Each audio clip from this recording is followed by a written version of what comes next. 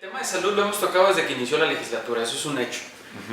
Incluso hemos puesto denuncias contra funcionarios de la Secretaría de Salud por no garantizar el derecho a la salud en temas del abasto de medicamentos. Que aunque han dicho lo contrario, la realidad es que la gente sigue sin recibir un medicamento o sigue con recetas surtidas de manera parcial. Lo que nosotros quisiéramos es que precisamente nos diga la autoridad si existe ese registro, que lo solicitamos a través de la unidad de transparencia, cosa que no respondió.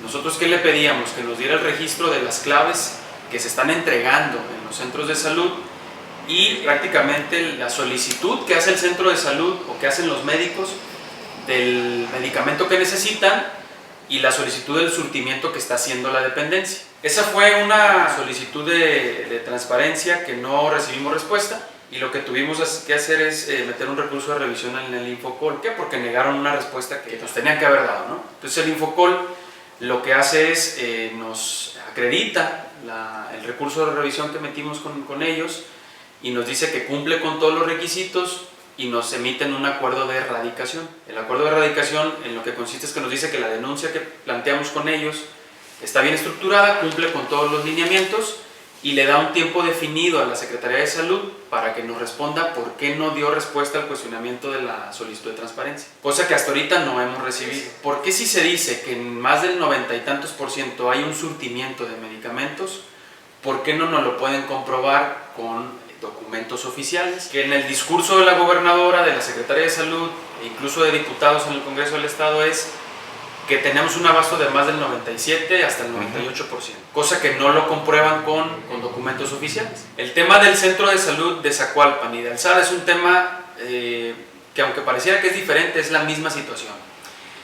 En Zacualpan lo que manifestaba la población es que había un compromiso de la gobernadora después del sismo del 19 de septiembre del año pasado. El sismo vino a afectar el centro de salud que había en esta comunidad y las condiciones en las que quedó pues no eran las óptimas para que hubiera una atención a la población. La gobernadora del estado hace un compromiso con la comunidad y les dice que en 7 meses iba a estar el nuevo centro de salud y bueno, pues hasta la fecha ni siquiera han iniciado el centro de salud. Cuando nosotros recibimos la denuncia de la población de Zacualpan y nos comentan sobre esta situación, lo primero que hicimos fue investigar y preguntar qué estaba pasando con el recurso con el que se iba a construir este nuevo centro de salud. Lo solicitamos a través de la unidad de transparencia y lo que nos contestaron fue que el recurso se estaba gestionando en una dependencia federal que se llama Fonsavi, que es parte del INSABI, o que era parte del INSABI, que ya no existe, y que era el Fondo de Salud para el Bienestar.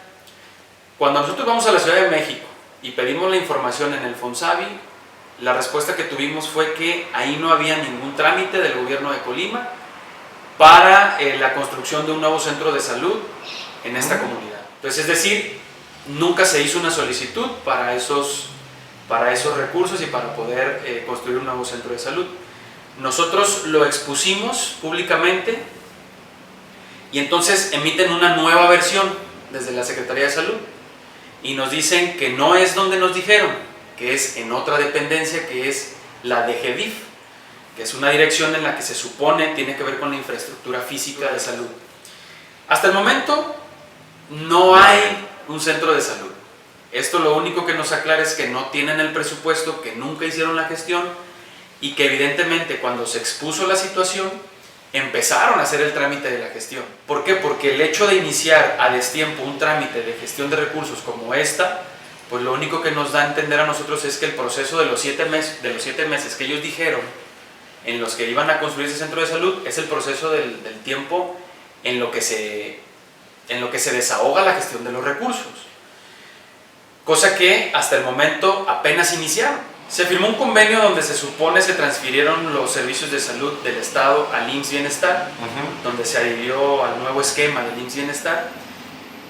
Esto es importante decirlo, es un convenio que nadie nos ha podido entregar, que se supone debería ser un convenio público para la población colimense, y la Secretaría de Salud se deslinda porque dice que ellos ya no son los responsables de los servicios de salud. No solamente se deslindan, o sea, lo llevan a la práctica. No tenemos el abasto de medicamentos que se dice, no hay una atención como se dice, sigue habiendo el hospital de especialidades sin bienestar, pero siguen sin haber programación de cirugías. Los médicos residentes hace muy poco se manifestaron porque no tenían las condiciones para poder llevar su labor. La gente sigue argumentando que le piden comprar el material de curación. Y en el tema de alzada es un tema similar. Desde el 2018, este centro de salud que dejó de operar en esta comunidad, se argumentó por parte de la dependencia de salud aquí en el estado que las razones por las que dejó de operar, el primero y el principal, era por un tema de inseguridad en la comunidad, cuestión de riñas entre bandas delictivas. Y bueno, argumentaban también que hay una empresa en esta comunidad que se dedica a la extracción de minerales y que ellos estaban ofreciendo la cobertura de servicios de salud. Y que entonces era como decir, bueno, yo no te lo voy a garantizar como estado, pero pues ahí tienes una empresa privada que te va a dar la atención. Aunque la empresa genera condiciones y de repente pueda absorber esa obligación que le corresponde al Estado, la realidad es que la población de la comunidad lo que demanda es tener su centro de salud, porque lo que tienen que hacer es irse hasta el centro de salud de Cuauhtémoc para poder ser atendido. Entonces, el argumento que dan sobre el tema de alzada y que dicen que, bueno, el tema de la inseguridad y la violencia que se vive en la comunidad, pues el mismo comisario nos lo manifestó a nosotros. Nos dijo, pues aquí nunca ha habido un tema de inseguridad como lo manifiestas. Si tenemos riñas entre de repente habitantes por temas personales, pero no como para que se pudiera argumentar que había una riña entre bandos delictivos. Además de eso, se nos dijo, en la respuesta que nos da la unidad de transparencia, que se está contemplando y que está contemplada para el presupuesto del 2023 la rehabilitación y la puesta en marcha nuevamente de la atención en este centro de salud, y nos dan una cantidad de más de 700,000 pesos, que es lo que se supone se va a invertir para la rehabilitación de ese centro de salud. Lo curioso es que nos dice también en la respuesta la unidad de transparencia